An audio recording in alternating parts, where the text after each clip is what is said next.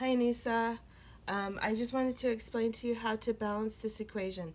So you're to balance it between H2SO4, which is an acid, it's sulfuric acid, and this one, sodium bicarbonate, is basic. It's kind of like baking soda and vinegar. But this is sulfuric acid instead of vinegar, which is an acid. So if you've ever done the baking soda and vinegar, you see that you get bubbles out of it. So all acid-base reactions are called neutralization reactions, and you're always going to get water, salt, and in this case you're going to get bubbles because of the baking soda. So we have the acid and the base are going to be your reactants, and your products are going to be water, salt, and the bubbles, which are going to be carbon dioxide. So that's basically what your reaction is supposed to be, but I want to show you what to start with in my first little short video because my camera can only hold so much memory right now.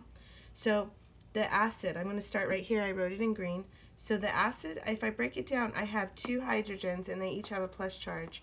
And the sulfate is written SO4 and it's 2 minus. And then for the base part, I have sodium, which is a plus charge, hydrogen, which is a plus charge, and the carbonate. And then when they balance together, all together, the 2 pluses and the 2 minus, they come together. Okay, so that's the end of the first little video, just to explain to you overall acid base. We're always going to get water, salt, and carbon dioxide. So that's going to make writing our equation a little bit easier this time. Okay, end.